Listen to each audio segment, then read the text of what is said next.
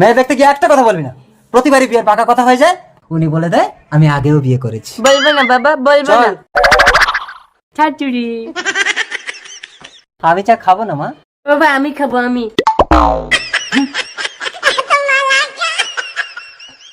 ছেলেটা আমার একটু সাদা সিধা। খুব ভালো, খুব ভালো। না না, আপনার মেয়েও খুব ভালো, সাক্ষাৎ সতী। বাবা আমার আগের বউটার মতোই রূপবতী। না মানে বলা হয়নি। ঠিক আছে ঠিক আছে, আমার মেয়েও তো গর্ভবতী। কি করি? যতবারই ভালো ছেলে দেখে বিয়ে দেই, স্বামীগুলোকে চায়ে বীজ দিয়ে মেরে দেয়।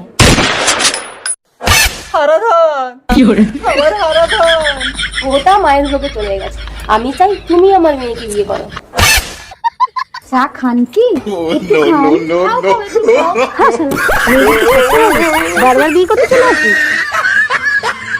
হতে পারেন আপনি কোটি টাকার মালিক, কিন্তু এই বাড়িটা আমার। গলাটা নামিয়ে কথা বলুন। তাই বলে আপনি আমার একমাত্র অবিবাহিত ছেলের সঙ্গে এটা করতে পারলেন? আপনার ছেলে আমার একমাত্র বৌমাকে বিরক্ত করে, তাই আমি আপনার ছেলেকে বেঁধে রেখেছি। এই তোর মা তো এত বছর মারা গেছে, আমারও তো গা হাত পা কামড়ায়। কই আমি কারো বউয়ের সঙ্গে এরকম জড়াজড়ি করেছি? শোনো, স্বামী মরে যাওয়ার পরে আমার এই যৌবনের মোড়া গাঙে একবার যদি বানাসে, আপনি কিন্তু ঠেকাতে পারবেন না।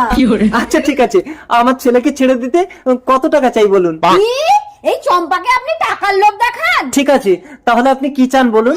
বিয়ে। আমার একমাত্র অবিবাহিত ছেলে আপনাকে বিয়ে করবে? আমাকে কেন? আমার বিধবা বৌমাকে। একটা বিধবাকে আমার একমাত্র বৌমা করব? আমার ছেলে বালেশ্বর ট্রেন দুর্ঘটনায় মারা যায়, আর আমি একজন বিধবা হয়ে বুঝি স্মৃতি দিয়ে যৌবনকে সামলানো যায় না।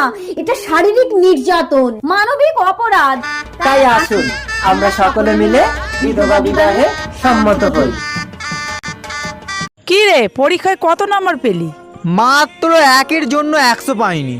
তাই নাকি? 99 পেয়েছিস বুঝি? না মা, 2টো শূন্য পেয়েছি কিন্তু একটা পাইনি।